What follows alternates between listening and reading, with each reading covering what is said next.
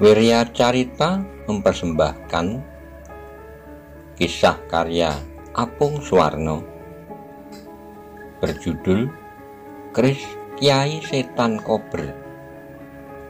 Selamat menikmati. Salam budaya.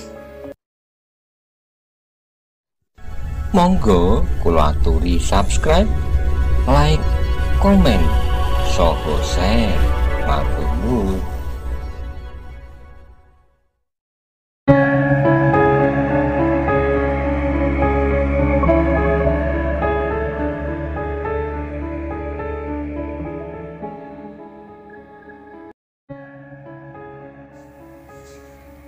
Sudah Kakang Tumenggung bersama dengan prajurit yang berangkat tadi pagi.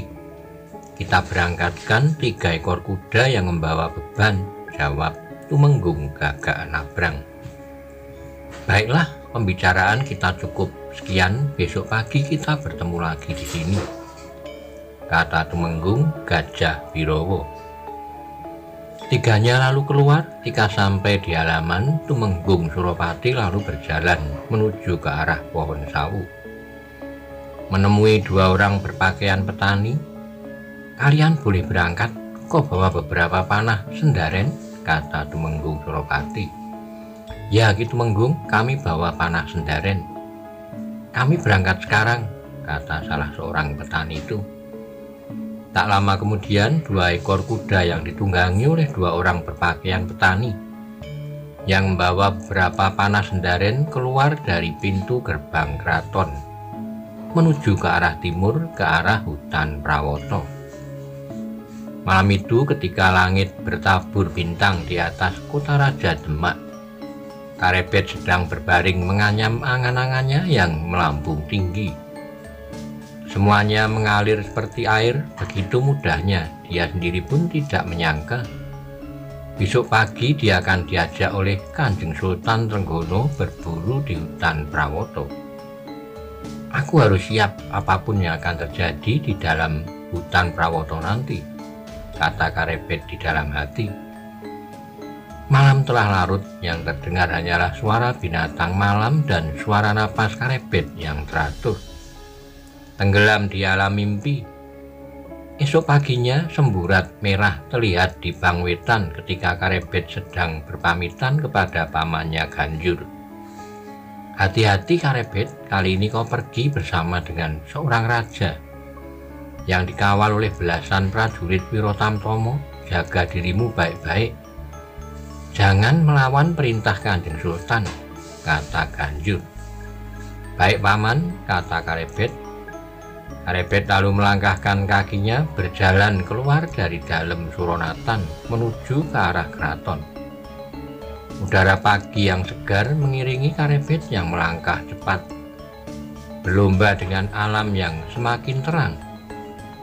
Sampai di depan pintu gerbang keraton yang dijaga oleh 2 orang prajurit Wirobrojo, Karebet pun berhenti menunggu kedatangan Tumenggung Gajah Birowo. Berapa saat kemudian terlihat seekor kuda tinggi besar berwarna coklat berlari mendekat. Dan setelah sampai depan pintu gerbang keraton, kuda itu pun berhenti, sedangkan penunggangnya, Tumenggung Gajah Birowo yang memakai pakaian perwira Wirotamtomo, turun dari kudanya. Saat kemudian terlihat seorang prajurit Wirotamtomo menghampirinya lalu memegang tali kendali kudanya. Kemudian kuda itu pun dituntun masuk ke dalam halaman keraton. Tumenggung Gajah Birowo beserta Karebet kemudian berjalan masuki halaman keraton, dan ternyata di sana telah menunggu Tumenggung Gagak Nabrang yang memakai pakaian perwira Wirobrojo dan Tumenggung Suropati yang juga memakai pakaian perwira Wiromanggolo. Di belakang mereka sudah siap belasan kuda dan beberapa bendera kesatuan prajurit yang masih tergulung. Adi Tumenggung Suropati, kata Tumenggung Gajah Birowo.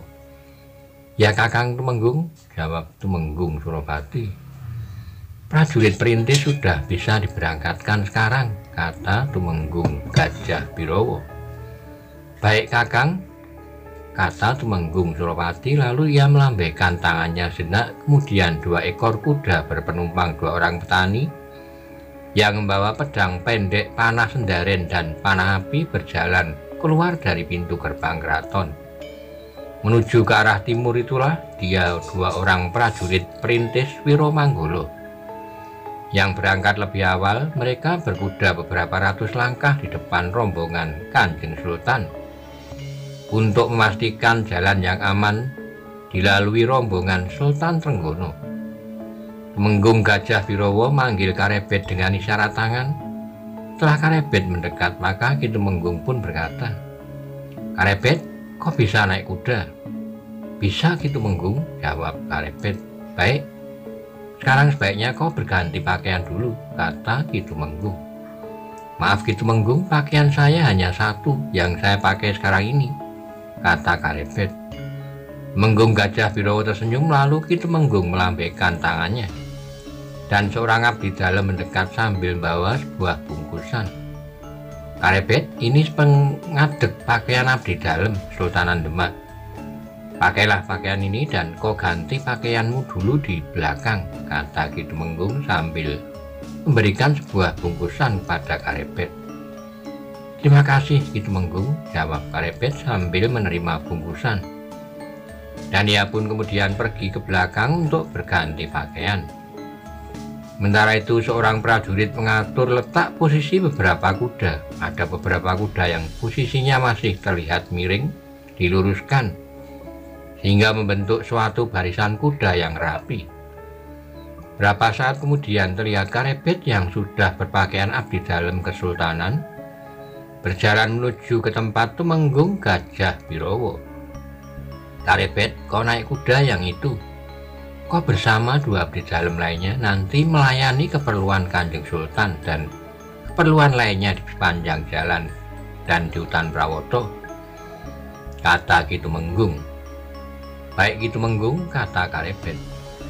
Tumenggung Gajah Birowo terlihat berkeliling. Setelah semuanya siap, tangannya diangkat memberi syarat. Lalu terdengar suara bende yang ditabuh. Suara bende telah berbunyi sekali dan tak lama kemudian semua prajurit dan abdi dalam sudah bersiap. Mereka berdiri di samping kudanya masing-masing. Sekali lagi Tumenggung Gajah Birowo melihat berkeliling. Dilihatnya kuda Tumenggung menganggukkan kepalanya, lalu Tumenggung Gajah Birowo mengangkat tangannya. Maka Tumenggung Gagak Nabrang dan Tumenggung Suropati berjalan menuju ke ruang dalam. Saat kemudian terlihat Sultan Trenggono keluar ruangan dengan memakai busana kesatrian, diapit oleh Tumenggung Gagak Nabrang dan Tumenggung Suropati. Di belakang Sultan Trenggono ada seorang yang membawa songsong kerajaan, payung kebesaran Sultan Demak yang berwarna kuning keemasan. Di sebelah abdi dalam yang membawa payung berjalan pula seorang yang sudah berumur setengah baya. Tumenggung Gajah Birowo maju selangkah dan mempersilahkan Kanjeng Sultan untuk naik kuda yang telah dipersiapkan. Sedang orang yang berumur setengah baya yang keluar dan bersama Sultan Trenggono hanya berdiri saja di samping kuda Kanjeng Sultan. Setelah Kanjeng Sultan berada di punggung kuda, maka terdengarlah suara bende yang ditabuh untuk kedua kalinya. Dan semua prajurit dan abdi dalam naik ke punggung kuda masing-masing, siap untuk berangkat.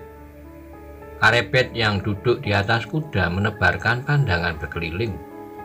Ia melihat betapa gagahnya para prajurit yang duduk di atas punggung kuda.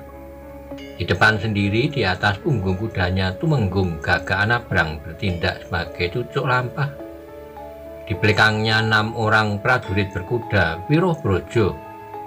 2 diantaranya membawa bendera Kesatuan Wirobrojo dan bendera Kesultanan Demak. Di belakangnya Sultan Trenggono berkuda dikelilingi oleh 7 orang prajurit berkuda Wirotamtomo. 3 diantaranya membawa bendera Wirotamtomo, sebuah songsong kuncup payung Kesultanan Demak dalam keadaan tertutup, dan seorang lagi yang membawa sebuah bende. Dan di belakangnya 3 orang abdi dalam termasuk dirinya duduk di atas punggung kuda. Berkuda paling belakang adalah Tumenggung Suropati dan di sebelahnya seorang prajurit berkuda dengan membawa bendera kesatuan Wiromanggolo. Sultan Trenggono berkata pada orang yang berdiri di sampingnya, "Patih Wonosalam, aku berangkat sekarang." "Kasinggihan dawuh Kanjeng Sultan." "Hati-hati di jalan," jawab Patih Wonosalam. Setelah semua bersiap, maka Tumenggung Gajah Birowo mengangkat tangannya. Terdengar suara bende yang dipukul ketiga kalinya, lalu kuda Tumenggung Gagak Anabrang yang menjadi cucuk lampah perlahan-lahan mulai bergerak maju. Rombongan mulai meninggalkan pintu gerbang keraton menuju ke arah timur. Karebet yang berpakaian abdi dalam duduk di atas kuda yang berjalan perlahan melihat indahnya seragam para prajurit dari Kesultanan Demak dan betapa gagahnya bendera yang berkibar. Bendera yang berkibar paling depan adalah bendera Kesatuan Wirobrojo yang mempunyai dasar warna pareanom bergambar sebuah trisula berwarna hitam, Trisula Sakti. Di belakangnya ada bendera yang mempunyai dasar warna hitam bergambar sebuah cakra berwarna kuning emas. Itulah bendera Kesatuan Wirotamtomo, Cokro Baskoro. Yang paling belakang adalah bendera dari Kesatuan Wiromanggolo dengan warna dasar putih bergambar sinar matahari terbit berwarna merah, Suryo Sumirat. Semua bendera berkibar megah, tetapi ada satu bendera yang berkibar amat gagah, tegak berdiri paling tinggi. Bendera yang ukurannya lebih besar dibandingkan dengan bendera lainnya. Yang terletak di depan Sultan Trenggono, bendera yang dibawa oleh seorang prajurit Wirobrojo. Itulah bendera Kesultanan Demak yang Sang Dwi Warna. Bendera Gulo Klopo. Matahari perlahan-lahan merayap naik, langit sudah terlihat terang, gelap malam sudah tak tersisa lagi ketika rombongan Sultan Trenggono beriringan keluar dari pintu gerbang keraton berjalan ke arah timur. Di depan sendiri Tumenggung Gagak Anabrang berkuda sebagai cucuk lampah terlihat gagah sekali dengan seragam pasukan Wirobrojo. Dan kudanya pun berlari tidak begitu kencang ke arah matahari terbit. Di sepanjang jalan rakyat Demak menunduk hormat berjongkok ketika Kanjeng Sultan Trenggono lewat di depan mereka. Ketika rombongan berkuda lewat di depan dalam Suronatan, ada sepasang mata yang mengintip dari balik pagar, melihat ke arah rombongan Kanjeng Sultan dengan kagum dan heran. Ganjur melihat keponakannya Karebet naik seekor kuda berada di belakang kuda Kanjeng Sultan. "Biuh-biuh, anak itu sekarang sudah menjadi abdi dalam Kesultanan Demak," kata Ganjur dalam hati. Betapa kagumnya Ki Ganjur hanya beberapa hari yang lalu kemenakannya. Karebet baru saja datang dari desa Tingkil. Sekarang sudah berada di atas punggung kuda berpakaian abdi dalam pergi bersama Sultan Demak, Kanjeng Sultan Trenggono, ikut berburu ke hutan Prawoto. Betapa mudahnya, kata Ki Ganjur dalam hati. Nyai Ageng Tingkir pasti bangga kalau anaknya bisa menjadi seorang abdi dalam, katanya dalam hati. Pandangannya masih mengagumi sosok Karebet yang berkuda di dalam rombongan Kanjeng Sultan Trenggono. Diintipnya Kanjeng Sultan dan rombongan berkuda dari balik pagar sampai bayangan rombongan berkuda hilang dari pandangan. Rombongan Sultan Trenggono terus berjalan menuju ke arah timur dan beberapa saat kemudian mereka telah tiba di tepi Sungai Tuntang. Kuda pun berhenti, Sultan Trenggono turun dari kuda diikuti semua rombongan. "Di mana rakit yang sudah dipersiapkan?" tanya Tumenggung Gajah Birowo kepada seorang prajurit Wirotamtomo. "Rakitnya di situ, Ki Tumenggung," kata prajurit itu sambil tangannya menunjuk ke sebuah rakit yang tertambat di tepi sungai. Tumenggung Gajah Birowo kemudian mengatur penyeberangan. Mereka semua akan menyeberangi sungai menggunakan rakit secara bergantian dan pertama kali adalah menyeberang Tumenggung Gagak Anabrang beserta 6 orang prajurit Wirobrojo. 4 orang dari mereka mendorong rakit dengan menggunakan batang bambu. Setelah sampai di seberang, beberapa prajurit Wirabrojo berpencar memeriksa keadaan sekelilingnya. Setelah itu Tumenggung Gagak Anabrang memberi syarat aman kepada Tumenggung Gajah Birowo. Dan rakit kedua yang berisi Kanjeng Sultan dan prajurit Wiro Tamtomo pun mulai bergerak maju. Ketika semua orang dan kuda sudah berada di sebelah timur Sungai Tuntang, maka rombongan berkuda Sultan Trenggono melanjutkan perjalanan menuju ke timur. Matahari perlahan-lahan bergerak di atas langit menuju ke arah barat. Hari pun sudah semakin siang.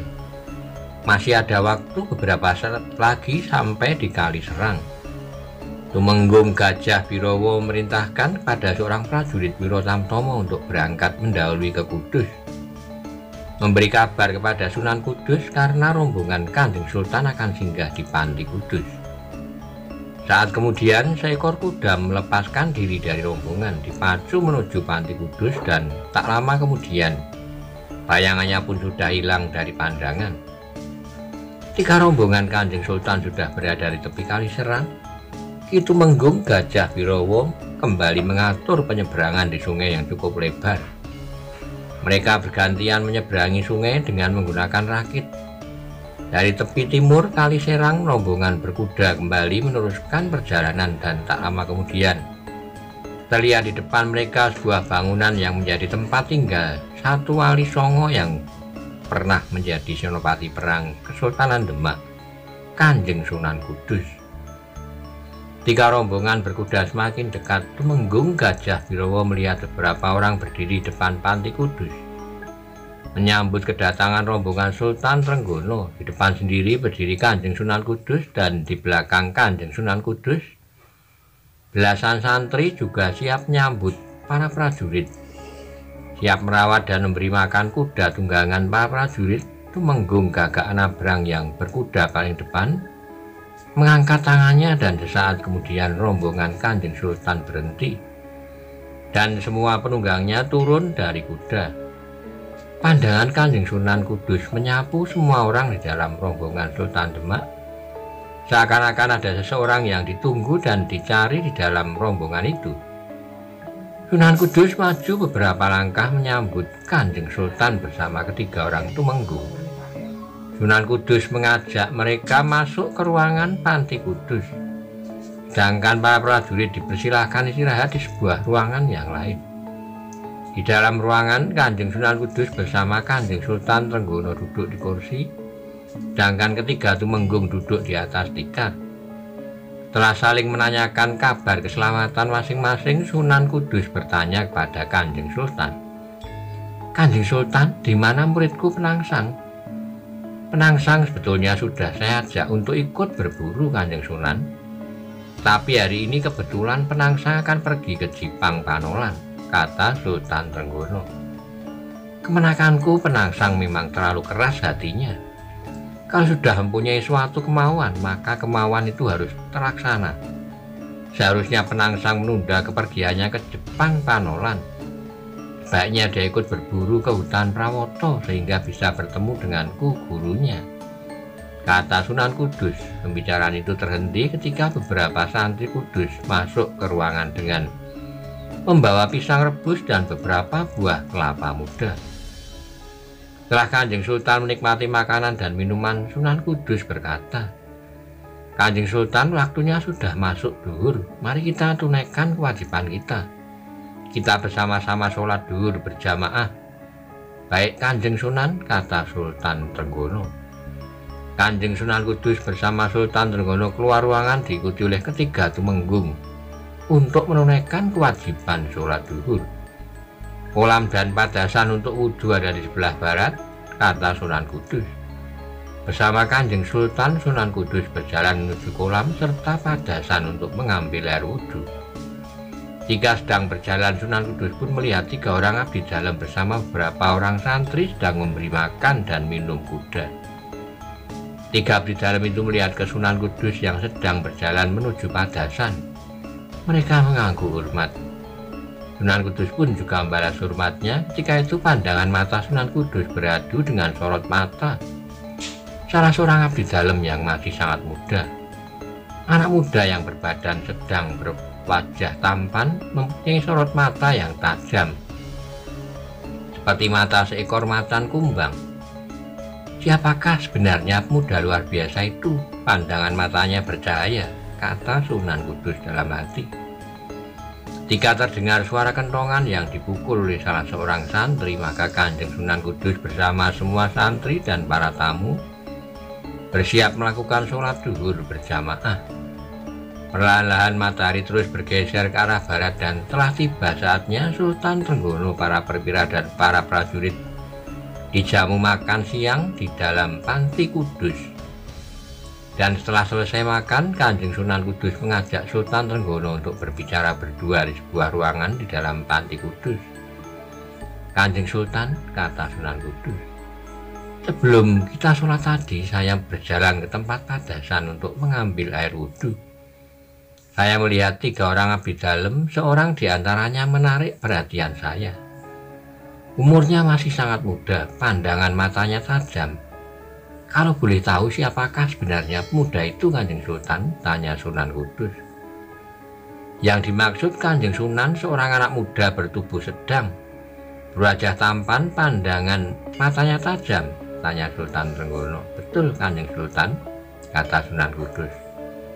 Oh, anak itu namanya Karebet, Mas Karebet, kata Sultan Trenggono. Mas Karebet, Karebet, saya pernah mendengar nama itu, Karebet, kata Sunan Kudus. Ya, Karebet, Kanjeng Sunan, anak Ki Kebu Kenongo dari Pengging, kata Kanjeng Sultan. Ayahnya dulu terbunuh oleh Kanjeng Sunan Kudus ketika Karebet masih kecil, masih berumur 3 warsa. Betul, aku yang membunuhnya. Ki Ageng Pengging terbunuh karena tidak mau menghadap ayahanda Sultan Patah di Demak, kata Sunan Kudus. Ki Ageng Pengging memang harus mati. Kebetulan orang yang membunuhnya adalah Kanjeng Sunan Kudus sebagai senopati perang Kesultanan Demak, kata Sultan Trenggono. Sunan Kudus teringat ketika Sultan Demak Bintoro Raden Patah mengangkatnya sebagai senopati menggantikan ayahnya Sunan Ngudung yang berasal dari Jipang, yang gugur melawan Adipati Terung dari Mojopahit. Ya, memang saya diberi Purbawaseso oleh ayahanda Sultan sebagai duta pamungkas. Lalu apa kata Karebet tentang kematian ayahnya, kata Sunan Kudus. Karebet berkata, dengan meninggalnya Ki Kebu Kenongo maka persoalan Pengging sebenarnya sudah selesai, kata Sultan Trenggono. Ya, dari dulu persoalan Ki Ageng Pengging memang sudah selesai, kata Sunan Kudus. Betul, Kanjeng Sunan, persoalan Pengging memang sudah selesai, kata Sultan Trenggono. Keduanya berdiam diri hanyut dalam pusaran pengembaraan angan-angan, dan sejenak kemudian Kanjeng Sultan Trenggono mohon pamit, mengucapkan terima kasih dan akan meneruskan perjalanan. Ya, mudah-mudahan perjalanan Kanjeng Sultan lancar, kata Sunan Kudus. Keduanya kemudian keluar menemui Tumenggung Gajah Birowo yang telah menunggu di luar. Kita berangkat sekarang, kata Kanjeng Sultan. Kasinggihan dawuh Kanjeng Sultan, para prajurit sudah siap di halaman, kata Tumenggung Gajah Birowo. Sultan Trenggono kemudian menuju ke halaman dan naik ke atas punggung kuda diikuti oleh para prajurit dan abdi dalem. Semua naik ke punggung kudanya bersiap untuk meneruskan perjalanannya menuju ke hutan Prawoto. Kanjeng Sunan Kudus berdiri di samping kuda Kanjeng Sultan, dan setelah Sultan Trenggono sekali lagi mohon diri, maka Tumenggung Gagak Nabrang sebagai cucuk lampah yang berada paling depan menggerakkan kudanya maju perlahan-lahan. Rombongan berkuda bergerak maju ke arah timur meninggalkan debu yang berhamburan di belakangnya. Berlawanan dengan bergeraknya kaki-kaki kuda ke arah timur, maka matahari perlahan-lahan terus bergerak ke arah barat.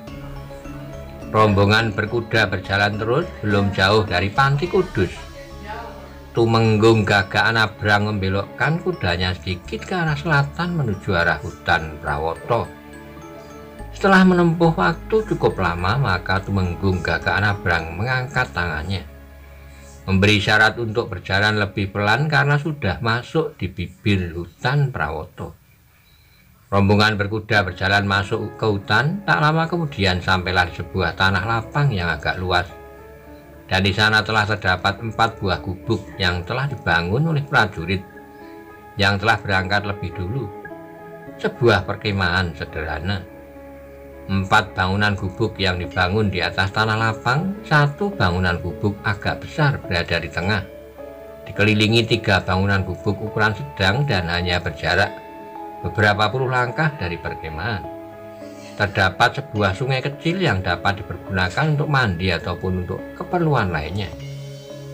Rombongan berkuda berhenti di depan gubuk dan di sana telah menanti 2 orang prajurit berpakaian petani yang telah berangkat lebih dulu.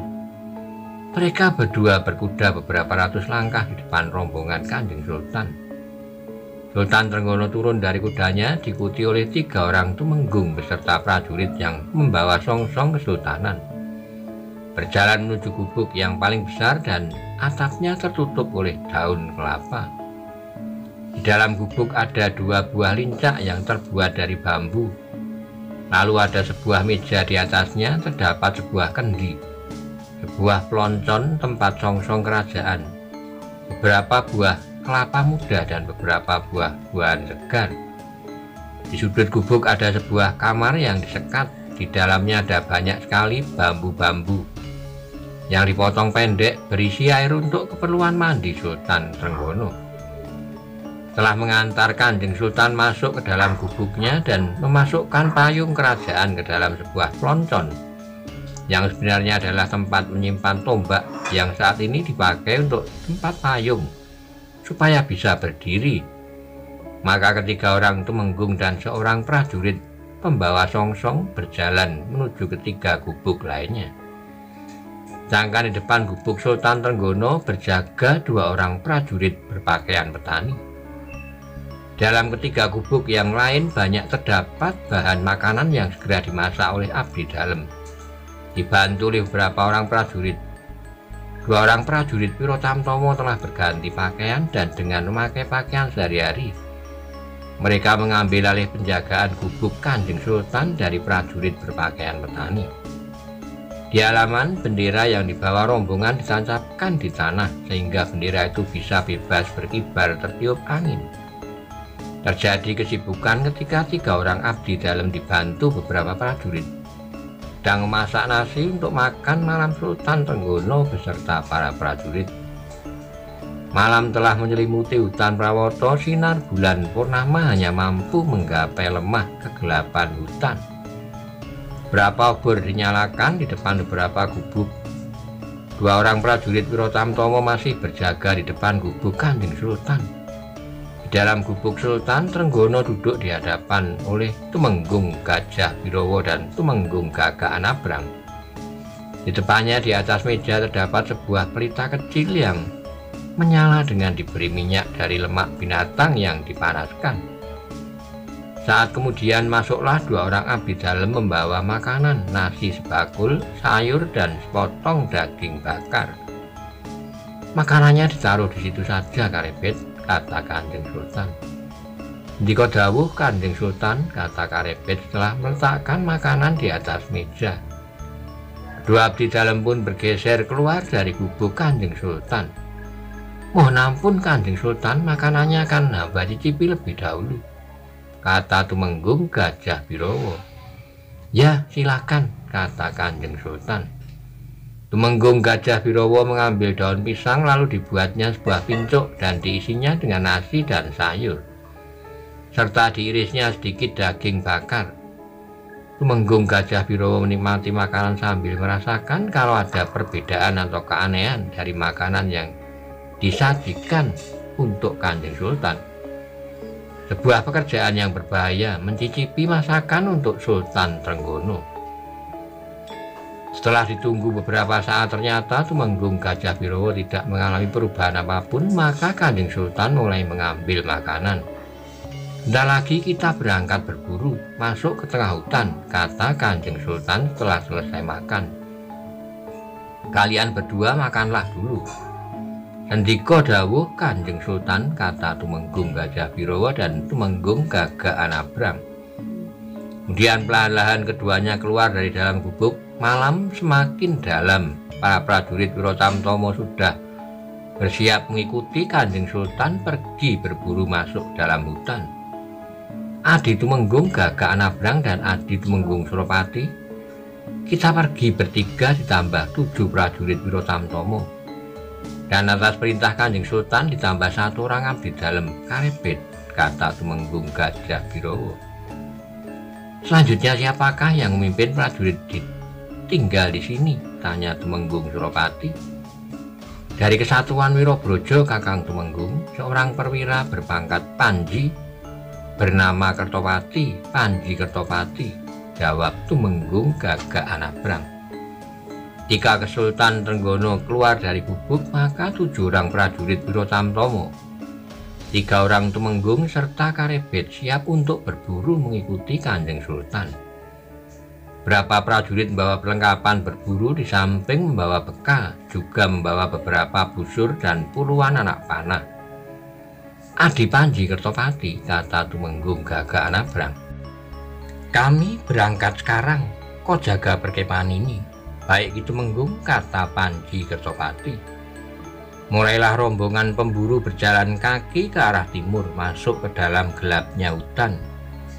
Di malam yang gelap, sinar bulan purnama tak mampu menembus lebatnya pohon di hutan Prawoto, yang tidak terlalu jauh dengan kaki Gunung Muria.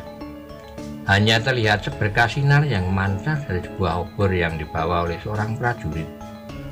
Sudah sekian lama mereka berjalan, tetapi hutan sangat sepi. Mereka tidak menjumpai seekor binatang buruan pun. Aneh, tidak biasanya hutan seperti ini, sepi sekali, kata Tumenggung Gagak Anabrang dalam hati. Tumenggung Gajah Birowo, kata Sultan Trenggono. Dawuh dalem Kanjeng Sultan, jawab Tumenggung Gajah Birowo.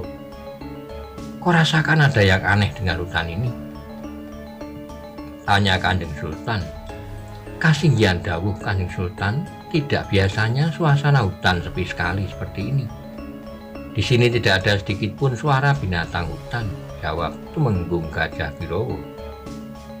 Pada waktu berburu beberapa purnama yang lalu, pada cuaca seperti ini, biasanya sudah dapat hasil buruan.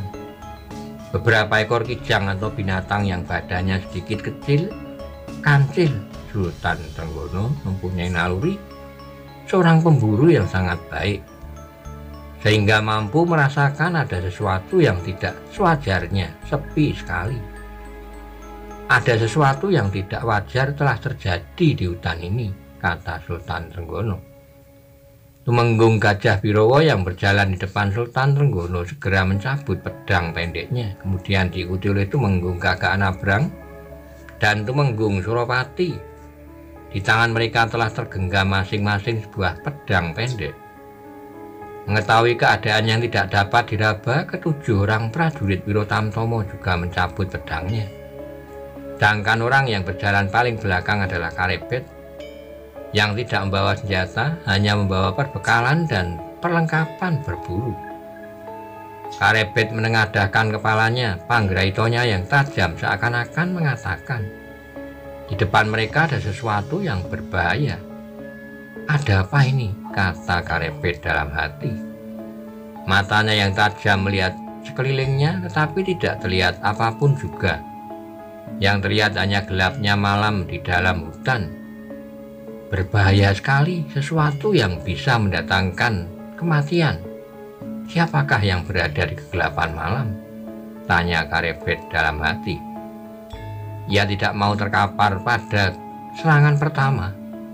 Maka Karebet pun berusaha melindungi dirinya dari serangan yang mematikan itu. Dengan matek aji yang tiada duanya, lembu sekilan. Sultan Trenggono bukan seorang yang lemah, Kanjeng Sultan adalah orang yang mumpuni. Dalam dirinya tersimpan berbagai ilmu sehingga mampu membuat keputusan yang cepat. Saat itu suasana hutan terasa aneh, ada yang tidak wajar. Terasa sangat sepi mencekam, semua orang tidak tahu apa yang berada di dalam gerumbul hutan di depan mereka. Sultan Trenggono mengangkat tangannya dan memberi syarat untuk berhenti. 3 orang Tumenggung dan ke-7 prajurit Wirotamtomo segera berhenti. Di tangan mereka pun masih tergenggam sebuah pedang pendek. Tumenggung, Gajah Birowo, kita harus mundur, karena kita tidak mengetahui dengan jelas keadaan di sekitar kita. Ada sesuatu yang kita tidak tahu. Kita bisa diserang mendadak tanpa kita tahu dari mana arah penyerangnya, kata Sultan Trenggono. Kasinggihan dawuh Kanjeng Sultan, jawab Tumenggung, Gajah Birowo. Kita kembali dulu ke perkemahan. Besok pagi kita kembali ke tempat ini, kata Sultan Trenggono. Perlahan dengan penuh kewaspadaan mereka berjalan mundur. Setelah itu mereka mutar tubuh berjalan kembali ke arah perkemahan.